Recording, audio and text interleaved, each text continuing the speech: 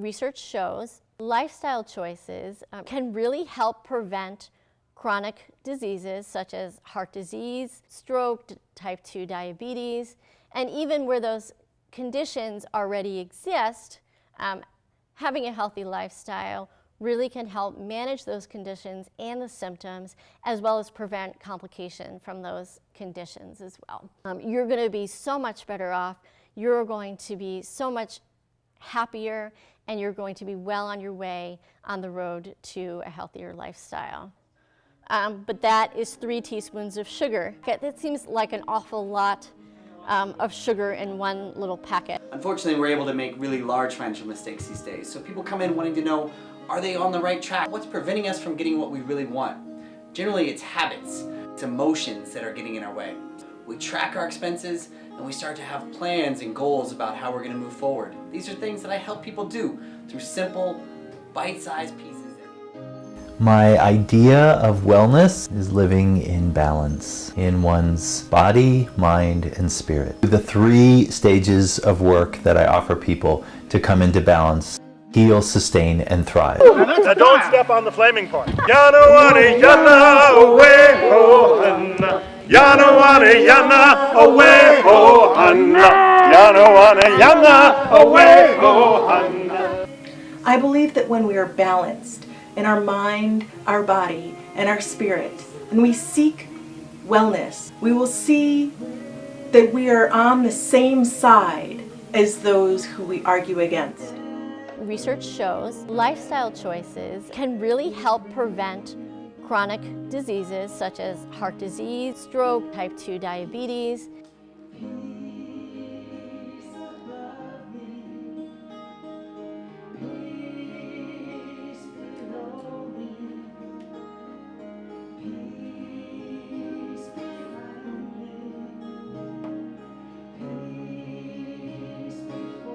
Love your body, take control of your time, steward your finances, tune into your intuition, balance your mind, and calm your emotions. Teaching Ithaca Wellness. Hi, I'm Cheryl Horihan, and I am a health and wellness coach. I'm certified through Well Coaches Corporation, which is in cooperation with the American College of Sports Medicine. And what wellness means to me is being active and being able to do all the things that I want to do and enjoy, and having a general sense of happiness and well-being and life balance and life satisfaction. In my practice, I focus on healthy habits. I do this through one-on-one telephone coaching. I'm also recently adding couples coaching. And then I also occasionally do live wellness workshops with groups and online programs. My focus is healthy habits. A lot of people come to me and they are looking to get consistent with an exercise program or better eating habits, or they are looking to maybe lose some weight, reduce stress, get a better life balance, healthier life balance, and life satisfaction. What they need most is help getting started, and also with the planning. Planning is really key, and that's the part that a lot of people miss when they're trying to implement changes on their own, and that's where I really excel as a coach. It really is beneficial to spend some time doing the preparation and doing the thinking to make it all happen. So we get very specific from the very first coaching session and thinking about the why, the how, the when. And so the why is about personal motivation. And that's going to be really important later on when the going might get a little bit tough, and the personal motivation is what we go back to.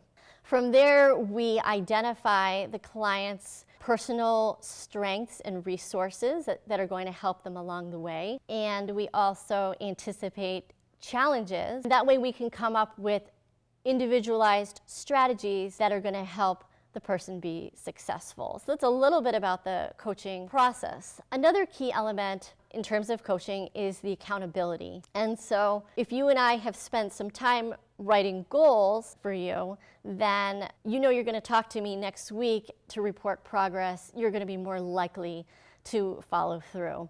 So, and in terms of goals, we do have very specific and measurable and personalized goals. And as a coach, it's not me prescribing the goal. We are a team. It's a true partnership. And so we're working on the areas that are most important to the client in ways that they can enjoy and that they can keep up with long term.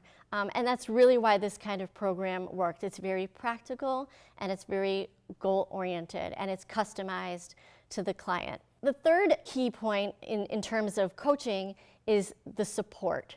And so as your coach, I'm going to be your cheerleader. I'm going to help you stay positive. You may come to me on one of our weekly check-in calls feeling very discouraged because maybe you didn't do everything that you planned on doing that week. And I'm going to ask you to start with what went well and what you did accomplish. From there, we can talk about adjustments to help you be more successful next week. We do expect bumps in the road, but having a coach in your corner is really helpful. Let me talk a little bit more about why we focus on healthy habits. And so we're talking about lifestyle changes. We're not talking about quick fixes, not diets or cleanses or detoxes or extreme workout programs. This is about making small changes that you enjoy, that you can live with, that are going to work for you long term, your whole life. And we don't do a complete lifestyle overhaul. We add changes a little bit at a time. That way you can build on your success. And so you don't get overwhelmed and stressed out about it and ultimately give up. And that's why this works, is evidence-based programming. So that's why we focus on healthy habits. Since we're talking about healthy habits, I really want to share with you my top healthy habits in what I see as 4 major areas of wellness. And the first one that I'm going to talk about is physical activity or fitness. Healthy habit number 1, top tips for getting consistent with physical activity and fitness. The biggest mistake I think that people make in terms of fitness is all or nothing thinking. So we all have busy schedules, and sometimes with work and family commitments, it can seem nearly impossible to stick to a fitness program. And so people think, okay, I don't have time to go to the gym, forget it. And then the flip side of it, we have people who come January, they're all ready to go, gung-ho, to start their new fitness routine, their New Year's resolutions, and they go from 0 to 6 days a week at the gym. And then after a little while, they find that's very difficult to keep up with, or worse, they get injured, and then they may give up completely. And so what's important to remember is that even small bouts of exercise can have significant health benefits. So if you don't have an hour to go to the gym, you can spend maybe 15 minutes and go for a walk on your lunch hour, or you can do a mini workout or a little bit of yoga before work. It also can be really fun to try to work more physical activity into your day. So maybe it's 10 jumping jacks before you get in the shower. Maybe it's some squats while you're brushing your teeth. That's one of my favorites. And then, or it could be some push-ups or some lunges while you're waiting for your coffee to heat up. So very small little bouts of exercise that do add up. And so the key here is to think, okay, it's not to think, oh, I have to go work out, but where in my day can I find time to be a little bit more physically active? So maybe I'll do a plank while I'm waiting for my son to get ready for school. So there's all kinds of little creative strategies you can use to get a little bit more activity into your day. And also you can make family time into active time also. A lot of people feel guilty. Oh, I shouldn't be going to the gym. I should be spending time for my family. Well, you can do both. So you may find a movement game you can do together, or you can go on a family hike or a family bike ride, roller skating, ice skating. There's all kinds of things you can do to get fit together. So those are my favorite tips to share about physical activity. Healthy habit number 2, top tips for healthy eating habits. No diets, small changes. Next, I want to talk a little bit about healthy eating. And I can't talk about healthy eating without talking about diets. And there are so many diets out there, and there's new ones popping up all the time. It can be very confusing and difficult to determine which are healthy and which are effective. And so for my clients, I generally advise them to avoid diets. Many diets do work for weight loss, but they are difficult to maintain long term. And so if you're on a diet, chances are you're going to go off a diet. And then where are you? Many diets are also very restrictive in terms of the kinds of food you can eat, or how many calories, how much you can eat.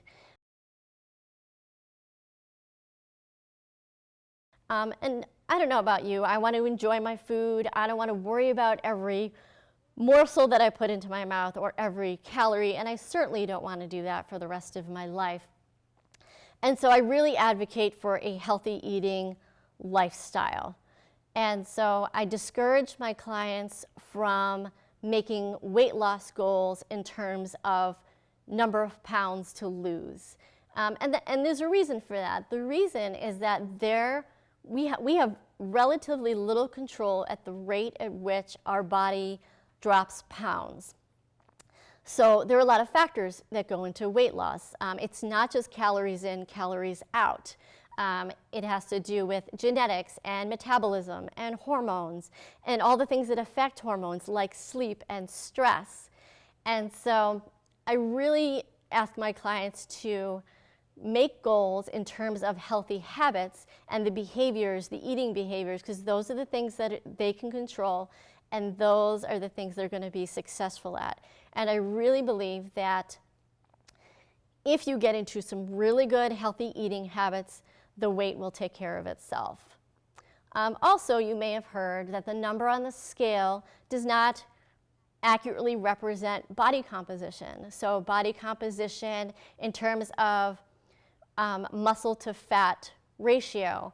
And I have a picture here, and you can see it is comparing what 5 pounds of muscle looks like as opposed to 5 pounds of fat. And you'll see that the muscle is a lot more tighter and compact. The fat's kind of big and gushy and all over the place.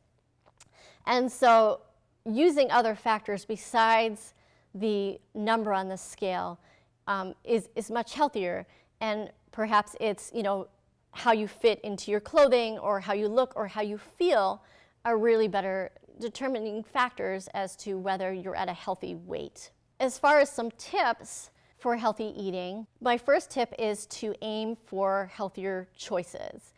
And so if I'm looking at food as fuel, choosing between a cookie or an avocado, which one of these is going to supply my body with more of what it needs? And maybe once a month it's going to be the cookie, but most of the time it's going to be the avocado. So thinking of your food in terms of nutrient-dense foods. My second tip is not to skip meals, and you've heard it again and again. Don't skip breakfast. Don't skip meals. You want to keep your metabolism firing, and the longer you wait to eat, the more ravenous you're going to become. And when we're ravenous, we tend to eat anything and everything and a lot of it. So keeping our bodies satiated through the day, eating every few hours, is going to go a long way in terms of your healthy eating lifestyle.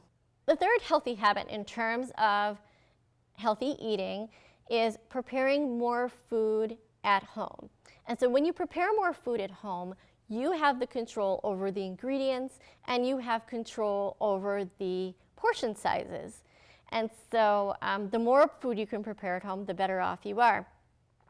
So when you're leaving for the day for work or whatever it is you do during the day, or if you're leaving for several hours, I suggest packing a lunch and packing healthy snacks. And that way you're prepared with your food for the day, and you won't be tempted to stop for less nutritious options like potato chips at the gas station or the donut shop or the drive-thru. So you're well prepared with your healthy snacks. And then as far as healthy choices, I like to be able to make informed choices about what I'm going to eat and prepare more food at home. And so we have a little bit of a demonstration in terms of how you can make more informed choices.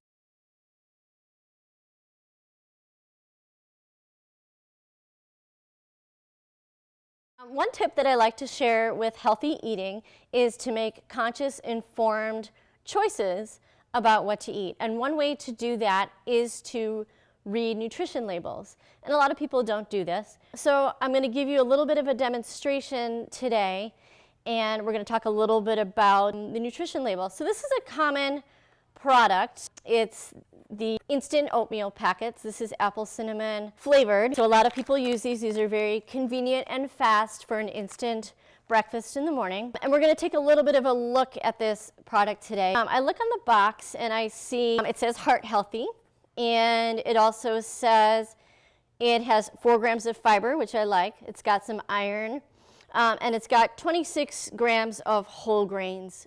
So that all sounds pretty good. And then I flip it over and I take a look at the nutrition label. And I'm going to spend a little bit of time here. So I'm looking at it has a good number of vitamins. It's got some riboflavin, niacin, calcium, vitamin A, folic acid, a number of vitamins. So there are a number of good things about this product. One thing that stands out to me on this label is that there are 12 grams of sugar. And so that sounds like, oh, that might be a lot. That might be more sugar than I want to eat. So granted, a little bit of that sugar is because of the apples, and so that's natural fruit sugar. But I'm going to check the ingredients, and I see the first ingredient is whole grain oats, the second ingredient is sugar, and the third ingredient is dehydrated apples. And so I know, based on the order of the ingredients on the label, that sugar is higher up on the list than the apples. So I know that sugar makes up more of this product than the apples do. And I want to explore that a little bit more. And so I see 12 grams of sugar. And I don't really know what a gram looks like. Maybe you do, but I don't. But I do know what a teaspoon looks like. It looks like this. It's my cute little seahorse teaspoon. So I'm going to measure out what 12 grams of sugar is in teaspoons. So I know that I have a conversion of 4 grams of sugar per 1 teaspoon. So I'm going to go ahead and measure that out so we can see what that looks like. So 12 grams of sugar, so all I need to do is divide by 4 to find out in every one of these packets there are 3 teaspoons of sugar, so 3 of these per 1 packet of oatmeal. So I'm going to scoop it out so I can see exactly what it looks like. So I'll show it to you in the glass. So that's 1 teaspoon. That's 2, and that's 3. And I don't know if you can see that real well, but that is 3 teaspoons of sugar. And to me, based on the size of the packet, that seems like an awful lot of sugar in one little packet. And so I'm thinking to myself, well, maybe if I've got a little bit more time, I might make another choice. And usually what my other choice is, we've got quick oats. And these can be easily done in the microwave. It doesn't take very long, only about a minute to do in the microwave. And I like to kind of up the nutrition factor by adding a tablespoon of nut butter. And a tablespoon of peanut butter only has about 1 gram of sugar in it. And then I might add some fruit. And then I have a nice breakfast, and it's a lower sugar option. And even if I need a little bit of sweetener, I might add a little squirt of agave syrup.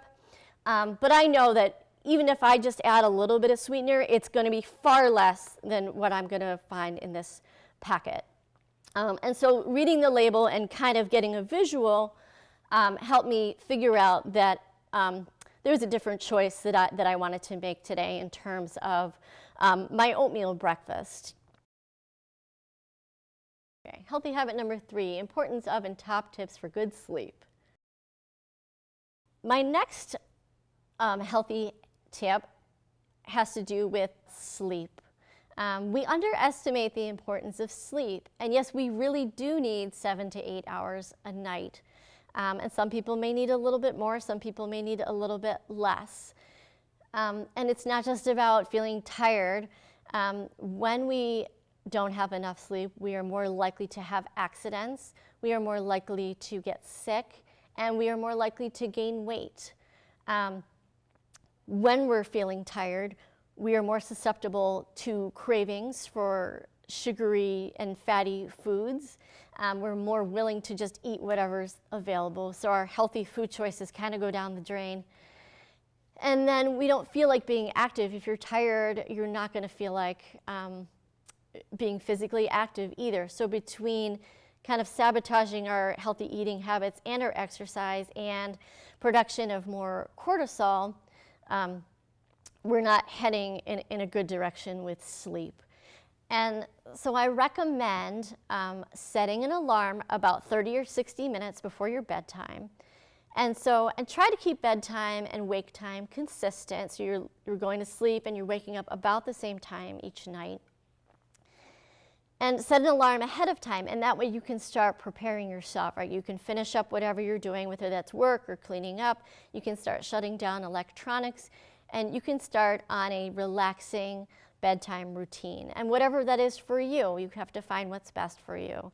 And so maybe that's reading a book or writing in a journal or doing some meditation or just spending some quiet time or deep breathing time. One of my clients recently discovered that she sleeps so much better throughout the night if she takes a bath before bedtime, and she adds a little bit of lavender oil, and that helps her sleep the whole night through. So find what it is that works for you in terms of a relaxing bedtime routine, and try to keep electronics out of the bedroom. I know that a lot of people use their phones for an alarm, but try to place it away from the bed, and maybe keep it on airplane mode so you're not tempted to check your email or doing text messages or receiving text messages throughout the night, so you really get some nice undisturbed sleep. Healthy habit number 4, top tips for making time for stress reduction and relaxation. My next healthy tip has to do with stress. So we tend to think of stress in terms of just the bad feelings that we experience when we're stressed out. And a lot of us are stressed out. We're juggling a lot of different things. And so we're stressed out. And we really need to make time for stress reduction and relaxation. It's not just about the bad feelings, but chronic stress puts us at risk for a large number of physical and mental illnesses. And so when we don't take enough time for ourselves, we are really putting a damper on our health.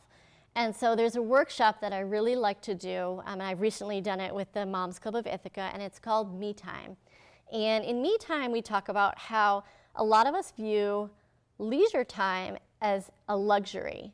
And when we get busy, leisure time is the first thing to go. And we think about it in terms of, okay, well, I will relax once my to-do list is done. And then I can relax once I've checked off all these things. But what we find is that the to-do list is never ending. And so we never get around to finding time for relaxation. A lot of us feel guilty because we feel like we ought to be doing something. And I really encourage everyone to schedule your relaxation time on your calendar like you would any other appointment, right? It's a date with yourself. And it doesn't have to be a full spa day, for example. It can be 15 minutes of doing something that you enjoy. So perhaps it's reading a book, maybe it's a little bit of meditation, maybe it's working on hobbies, writing in a journal, drawing, or doing something crafty, or spending time with pets, or spending time outdoors. It doesn't have to be a huge commitment. When we do Me Time, we do a little 4-minute deep breathing exercise. And I'm surprised, I always hear the people who attend the workshop are always so surprised that after just 4 minutes of deep breathing, they're feeling so much better and so much more relaxed in just 4 minutes. And so it really pays to spend the time. And we're used to being caregivers, and we're used to being dedicated to our work, and that's great as long as you're not neglecting your own needs.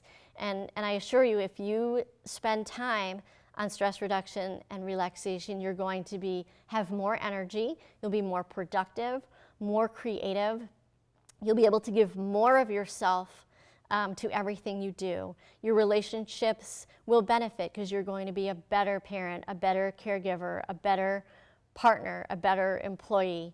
And so everyone benefits when you're feeling more relaxed. And so that's all I have for healthy habits. And I just wanted to conclude by saying that lifestyle choices, research shows, can really help prevent chronic diseases such as heart disease, stroke, type 2 diabetes, and even where those conditions already exist, having a healthy lifestyle really can help manage those conditions and the symptoms, as well as prevent complication from those conditions as well. And so even if you can implement just a little bit of what we talked about here today, you're going to be so much better off. You're going to be so much happier, and you're going to be well on your way on the road to a healthier lifestyle. Thank you. Voices and hearts come to sing together.